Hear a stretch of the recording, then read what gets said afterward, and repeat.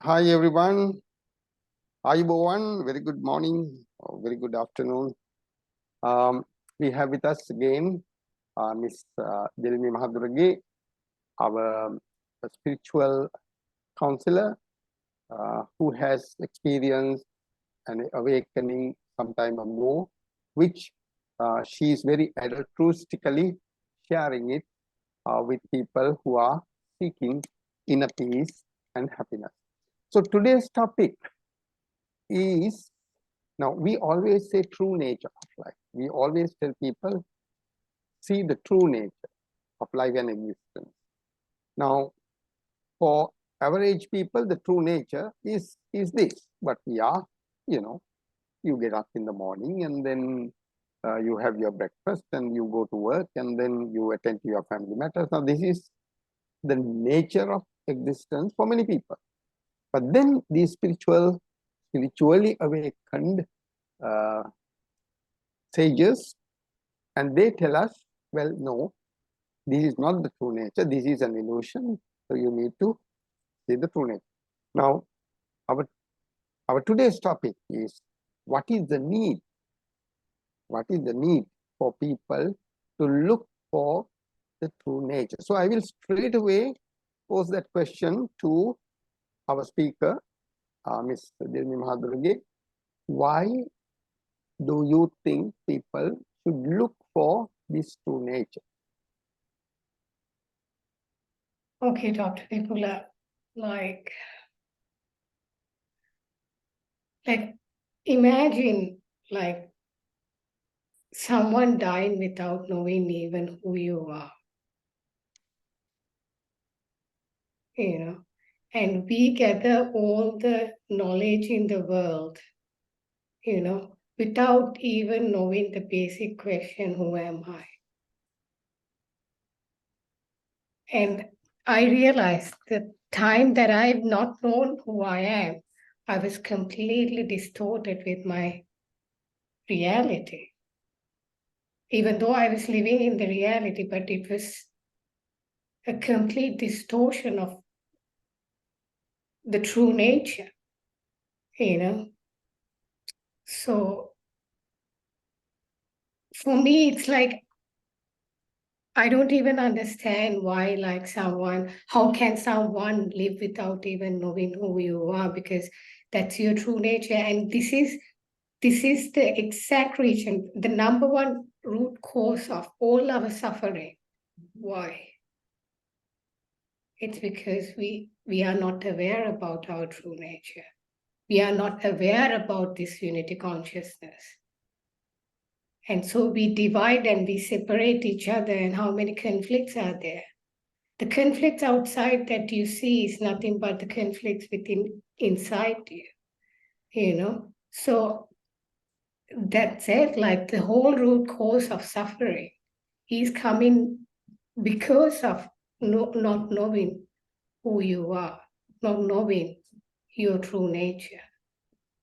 And that is the reason I like how much of, like, honestly speaking, when I realized this truth, in the beginning, I wasn't really ready to share this with people, because like, who would even get it? Because this is like whole upside down, it's like 180 degrees, like other way around, like, and then I didn't really think will there be someone who would even open to hear this, like, like, even if I share it, like, it would take like a joke. So, but when I see more and more suffering in people around me and in outside, I couldn't just keep that to myself.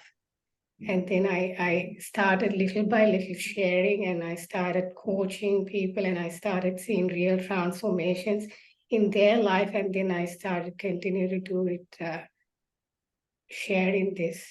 Yeah. Indeed. That's why I use the word through sheer altruism. Because you have nothing to gain by saying a thing which the majority of the population will reject at once. I mean, for sure. Because me doesn't want to hear this. Me doesn't want to Exactly. hear that there is no me. Okay, you touched on something which we always want to talk about, suffering. And I'll tell you, suffering, when you look around, there's suffering. You look inside, there's suffering. You look outside, there's suffering. It's just that people do not want to accept it. And instead, they are coming up with solutions. If you have wealth, you can come out of this. If you have positions, if you have power, you can come out of suffering. That's a notion, but as you know, suffering will continue to be there. So you touched on that, the analogy. People are suffering because they don't know who they are. Right. Now, let me ask you this question. The whom they think they are and whom they think they are not. Or in other words, when you are showing them you are not what you think you are, now how do you, now say when you are advocating this to someone who has come to you for counseling, please tell us, because the majority will benefit if you just use the same approach to someone who comes to you seeking solace. If you can just tell us, a description of, a person who doesn't know who he is and the person who knows who he is. What's the difference? Yeah, the difference is like this honestly, like all this emotional turmoil or the suffering is there due to this not knowing who you are. And then for your question, what is the difference? Basically, what summary of the question is, what is the difference between can you just the one who knows, summarize the question? Yeah, the one who doesn't know who he is, yes, there is a lot of suffering. And then you said the one who knows, this suffering can be mitigated to a great extent. So what the one who knows, so what is that picture? The one who knows who he is, how do you describe that? One who knows who he is, he's like, that person, like the one, they are like, it's not even a one, like honestly speaking, a person, there's no person who realized the truth or realized the true nature, because yourself dissolves once you experience that true nature, and to like, so that like we have, for a person who doesn't know their true nature, we have principles, we have precepts, we have rules to govern that person's life, but for a person who has realized their true nature, they know their unity consciousness, they know that the other person is myself, they are not required with any rules to bind so that they will not attack or harm another person, because they have that deep awareness, the deep wisdom within themselves, like this whole thing is myself, like in different shapes, in different forms, and they have that awareness, so they don't need to be governed by any of these precepts or anything like that. So all this, why people need all these rules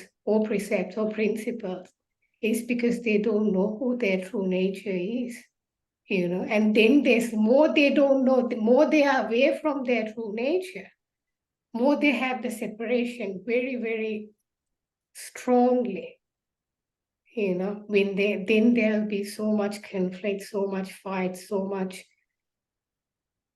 suffering, and once you come into that unity, the whole thing dissolves.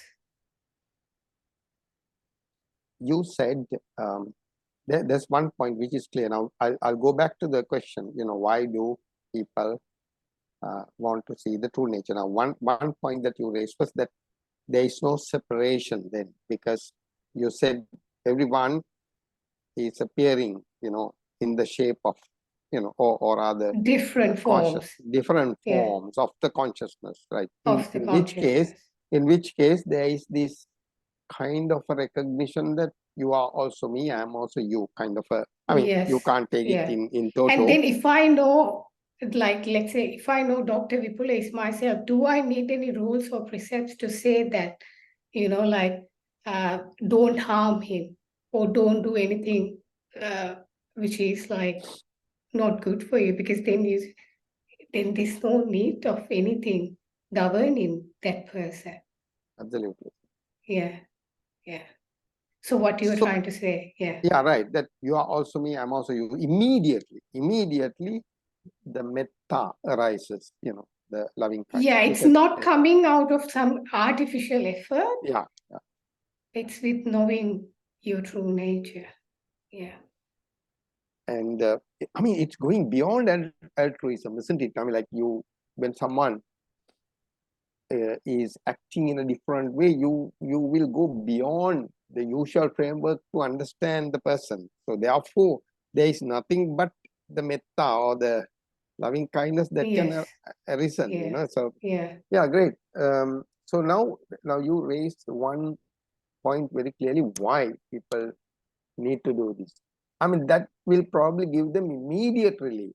You know, the tension between people, because there is no separation. There is also this question I want to ask you about Maya, about illusion. Now, this I want you to elaborate a little more.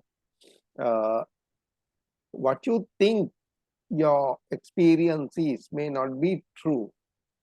How do I raise this question? Last time we spoke about a dream, and then Maya, illusion, these are all similar words. Can you give us one or two examples why the people who think they are separate, why they have to live in an illusion, while another person who knows he is will not have the agony of grouping in the dark?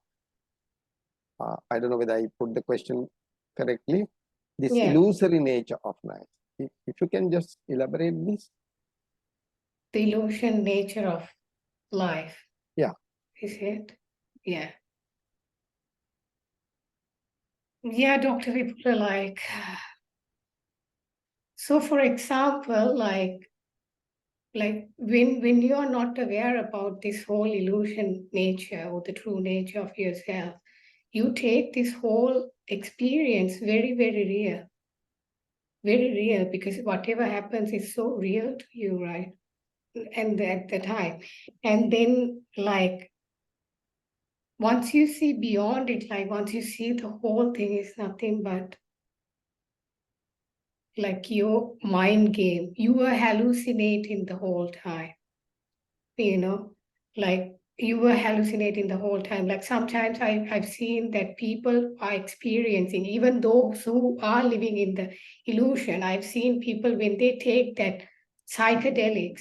Well, I'm not really advocating to anyone to try this or anything like that, but what I'm saying is like when they take that psychedelics or something like that, some substance like that, they immediately start experiencing that true nature, you know, like that, not really exactly the true nature maybe, but somewhat very much similar to it.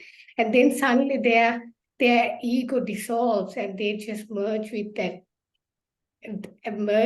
that existence, and then they are there for like 7-8 hours of time, and then they come out and then they suddenly like, wow, like was that the reality or is this the true reality? You know, then suddenly, and because I've seen so many seekers come into me and has discussed with me, like those who have had psychedelics, and even though like people like label them as like these drug addicts or anything like that, but then sometimes they go in a completely different path once they experience it, because they can see that, wow, like there's something beyond what we are experiencing here, because for that particular moment, they were like for 7 to 8 hours, they were in a completely different reality where everything slows down and they start seeing things very clearly, and something similar, you know. So Yeah, so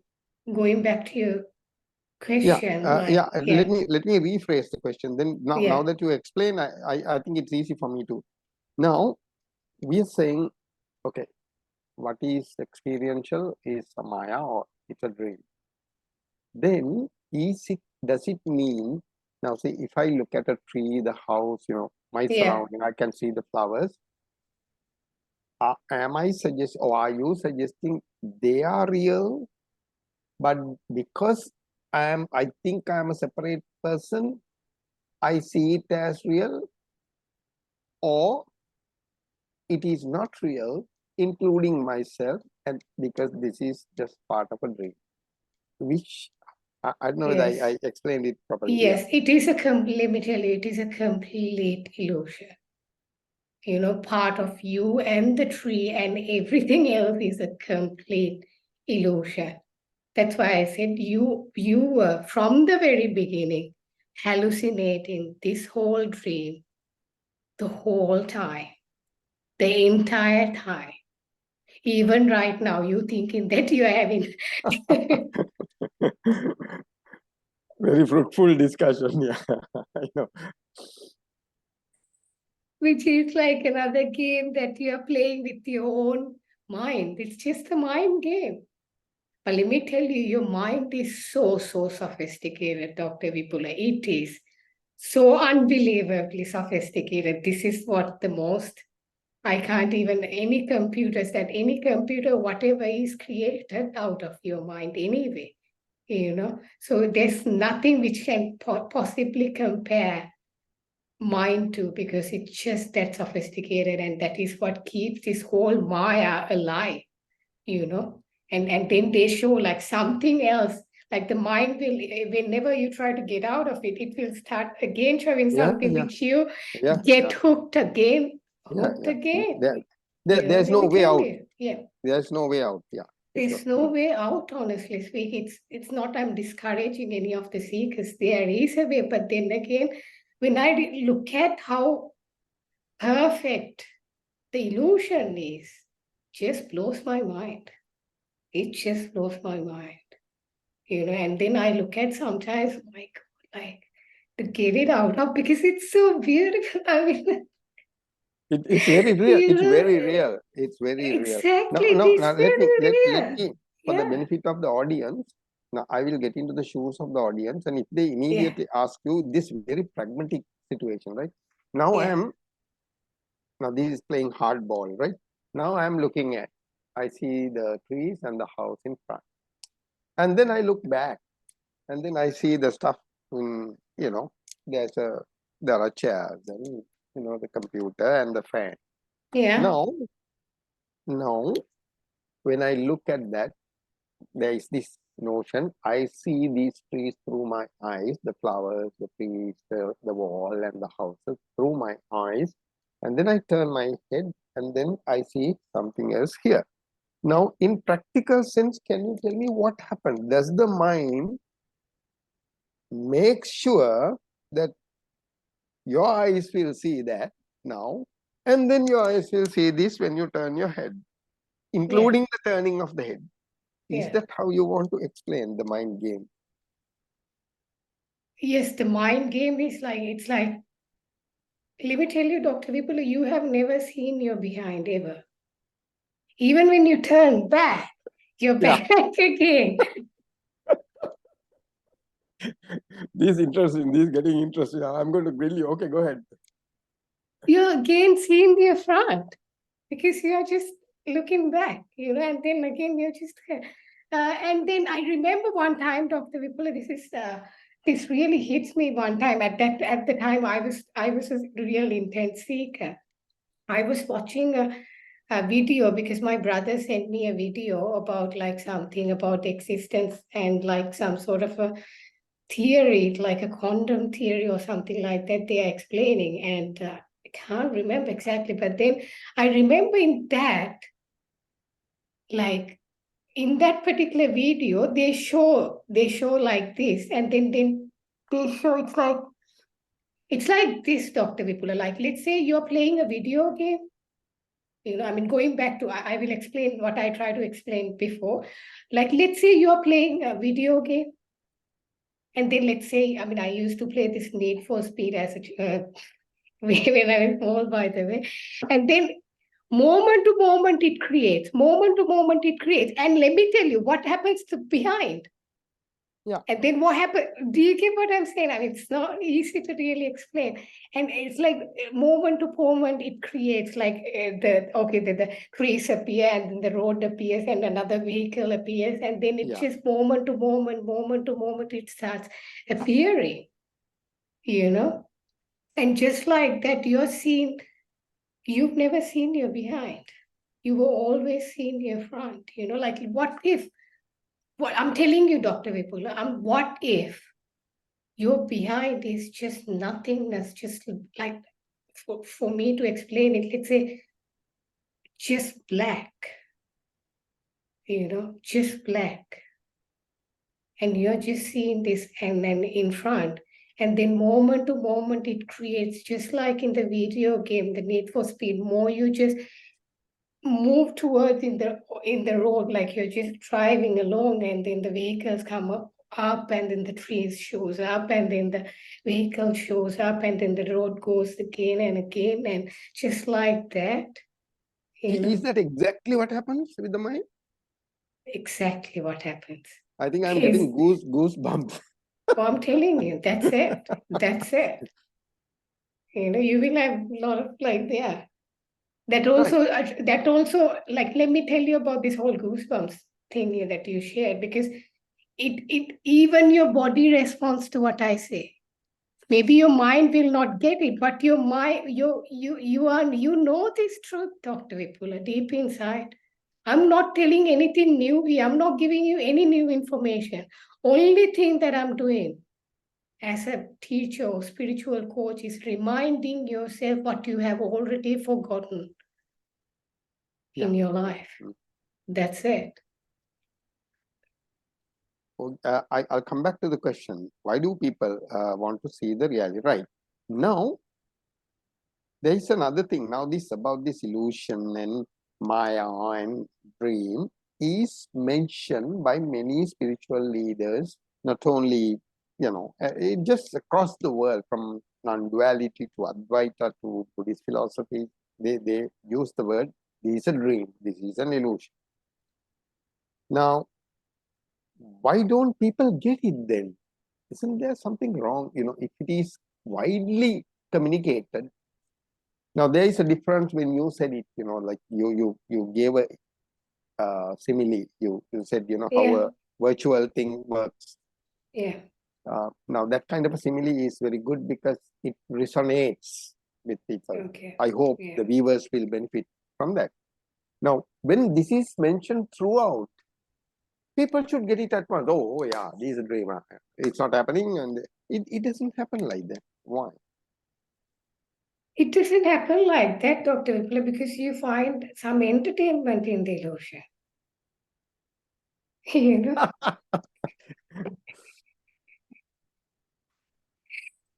So that's why you find some sort of entertainment. Let me tell you, when I just get down to this whole thing, it's not that I am telling like, oh my God, I'm so like, I was very young actually, and I was exhausted the whole thing. I came to a place that, my God, there's nothing I could possibly look here other than going deeper in spirituality.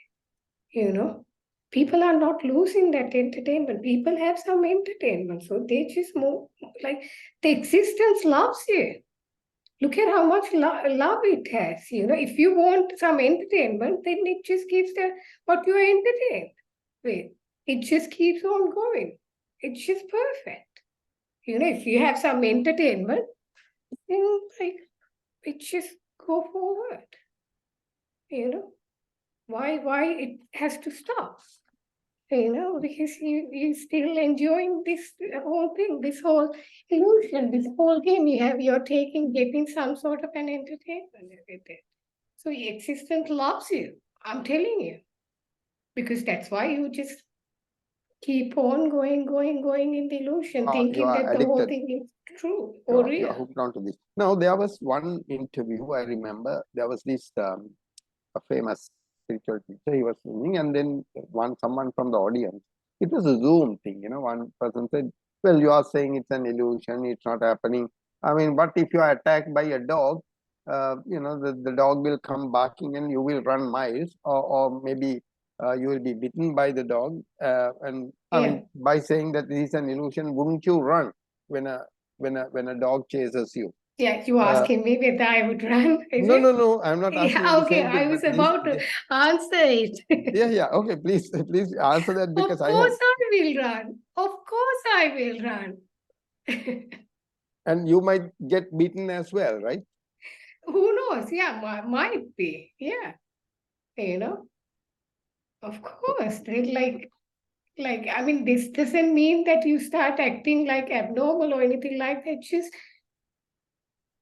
I mean, come on. I mean, you learn how, I mean, there's an absolute and there's a relative, and then when you're living in the relative world, there's a way that you live, and that's what you learn from the school, in the school and the universities, and how to operate in this world. And if in that relative world, when you're operating, yes, there's you go to do things the way it is, you know.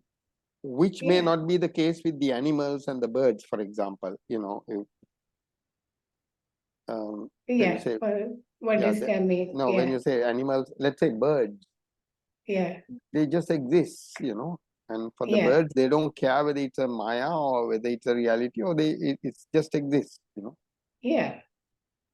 But yeah, that's yes. Okay. All right, I want to ask you this most important question emanating from our topic. Now, about this dog chasing and getting beaten, and Right, but going back to what you said, that the yeah, birds and animals existing and all that, that also nothing but illusion of your own mind, like the hallucination again, as That's an again example, your yeah. thinking, that's again your creation, the way you have created it. Yeah. Now, if this, you said absolute and relative, in now, even when you recognize it's a Maya, it's a dream, then one might raise the question: the suffering will continue. If you look at this dog chasing incident, there will still be suffering. Then what's the point in seeing that this is nothing but a Maya? Yeah, Dr. Vipula, like the physical pain, and the physical pain will continue to be there, whether you have realized the true nature or not. That's how it goes. And because you have a body, and whatever it happens to the body, there'll be physical pain. And what I just because you have realized or you recognize your true nature doesn't mean you will not experience your bodily pain that you go through. Then if you take Ramana Maharshi, he was a realized man, and he just went through a cancer, and I'm sure that he must have gone through a bodily pain, and which will be continue to be there. And this is the eradication of the suffering is the mental suffering that you've created, and that's what's going to disappear, and that's what going to release. But yes, the physical pain, you will experience it. Yeah. In this Maya, uh, when you say it includes everything, and that's the brilliance of the mind, that includes basically everything. You know, it has yesterday, it has future expectation, and if I touch this chair, I feel the chair. So that's a comprehensive magic. Exactly, I agree. So when you saw this, what triggered that seeing through? What triggered? Like, you would have looked at yourself, you would have looked at your body, you would have, what for that moment, exactly what were you doing that triggered this seeing through? What triggered was, shoot, how did I forgot this? Ah, okay, interesting. And that's like, it was like, I always knew it. But at one point I forgotten. I don't know when or how. And then again, I just suddenly recognized it. Just that simple, And the only thing that I was like, as you said, the trigger was like, shoot, how did I even forgot this? That was the case the whole time, the whole entire time. Yeah. When you say, I always knew this, just that I forgot, means, were you going back to your childhood? Probably as a child, as an infant. No.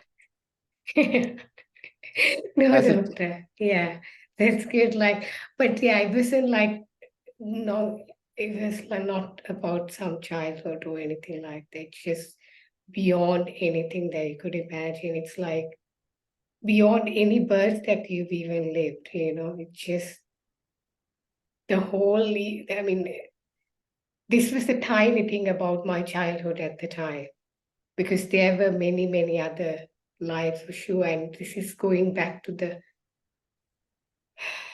beginning, to the whole beginning of everything. Like what? Like to your true nature, like to your spaciousness, like to your existence, which is always there in the background. And in the foreground, it's all these hallucinations and all these forms happening in a beautiful way. But in the background, the existence is always there. Just that for a moment, you just forgotten that you are the creator of the whole game from the very beginning. You are the source of it all. So, in other words, you are the one. I mean, just kind of a metaphor. So you are the only one living here. There's no one else. That's it. Even you are an illusion. But let me tell you, let's go like that, Yes, let's say Dr. Vipula is there and you're hallucinating, and everyone else that you're seeing is nothing but a projection, your mind game, and it just appears and disappear. And then at the same time, you are an illusion. That's why Dr. Vipula, to recognize this, one time one of my clients sent me a video, and what in this particular video, what was happening was that the particular person takes some substance, and then he suddenly starts screaming and just start going nuts. And then she was asking me, what is happening to this man? I said, he's not ready to see this. And he started seeing it in a time which he's not ready. And that's why he's screaming and acting in this way, And that's what her question was like. And so to recognize that there's no one is here, it's just not easy. All right. Now you It's mentioned not easy. Ramana Maharishi. Yeah. I also have read about Ramana Maharishi. Yeah. Let's see. I have a Ramana Maharishi whom I know. Then Yes. you have a Ramana Maharishi. So there are three. Me, Uh-huh. you, Ramana Maharishi. Yeah. So You think Ramana Maharshi, I think of Ramana Maharshi. Then Ramana Maharshi is now, of course, he has passed away. Yeah. Now, I want to get this notion out because this is another thing. Because always people think your mind does this. Your mind, meaning that it is my mind which fabricates this Oh, whole thing. now my mind is there. Yeah. That's. Please elaborate this because Ramana Maharshi, myself, you. Now, how do you now break this notion? My mind, your mind, Ramana Maharshi's mind. Yeah. You are Ramana Maharshi. That's it. Dr. Vipula is Ramana Maharshi. So you think there's three, just you are it. You are everyone that you've ever seen. You are the Albert Einstein. Like I can go on and tell you, like, you are the Mahatma Gandhi. I can go on with the list, but then that people will be more controversial, so I'm not going to go in there. Like, you are the Christ. The sun You are and the the moon and Buddha. You are everything. No, I get it because Yeah. because this is inexplicable with the language. Yeah. Exactly. And that's why it's so easy, Dr. Vipula, like it's just whatever even I say is just people misunderstand mostly. Like I think most of it could be misunderstood. Because finally it comes to a point that even our conversation is a lie. Because it's a lie. Yeah. What else? It is a lie, but at least it just yeah, it's like a policeman appearing from the lies, right? Something like that. Yeah, sort of like pointing to like it is a lie, like coming as a lie and telling it's a lie. Yeah, right. That makes sense. And now, is that what the Buddhist philosophy says, prajna, or the seventh eye or the third eye, which is because when there is no me, so there's no me to see, so there has to be another eye, we don't know where. What recognizes this, the true nature? Yeah, what recognizes it? Do you see immediately when we say that what recognizes it, when we ask that questions, and we can stay with the question. And that brings the question to an end, right? Exactly. I think, Dilmi, if now... And one more thing, doctor, like you were talking about this mind is there, its mind is they are very strongly, okay, now my mind is there to project, right? Now my mind is there to project everything. Like now there's something called mind here. But here's the thing, because you see the mind as a noun, because you make it as a noun, like it's like, let's make it verb, minding. I'm just creating a word here, putting an ing, what if it's a minding? Now it's just I get do you get what I'm saying? Now it just collapses even the whole mind game, because now otherwise people, there's something called mind here, like there's something real with the mind, huh? Like, no, like let's make it a verb, minding. Thought comes and it disappears. Yeah, it's like charing and the treeing and the flowering and everything. And it disappears, And now we can talk about it because now even the mind is just that the power that we have given to that mind just starts disappearing, dissolving. Because once maybe make it a verb, now it's just thought arises, thought disappears. Thought arises, thought disappears. It's like a river. Now we made it a more like a river. Did you see that what I did here? Like yeah. Yeah. Yeah. So in other words, the power of the illusion is such that even to say I see from my eyes, I hear from my ears, and I think from my mind, and I smell with my nose. eh, that's a power of the magic, right? Yeah, exactly. You know, because you are not even this whole senses are those are the real ones. Those are the creation of the magic. But in reality, Dr. Vipula, you are not seen from your eyes. Yeah, never You're seen not from hearing. No, mm, you're not hearing from your ears. You're not tasting it your tongue.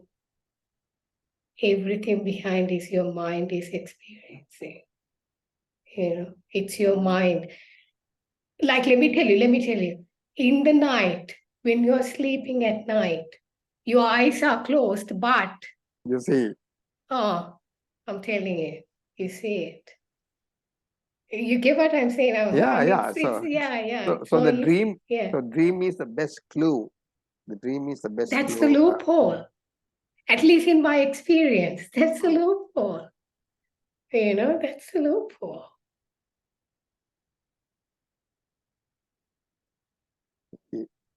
I like the way you said it, because it's so you are that. It's just that you had forgotten. But even to say you had forgotten, the language is. But I think you came up with a very good thing. It's a verb. The moment you convert the mind into a verb, it resolves a lot of things. Otherwise, as a noun, I have Oh, a mind now here. it's there, it's there. And now I just dissolve that, and Right. then it becomes different. But Yeah. Dilmi, to be very honest, I think this particular conversation is very useful. I would beg our audience to watch this very carefully, because, I mean, come on, this is freedom. It's nothing but freedom. Now, Yeah.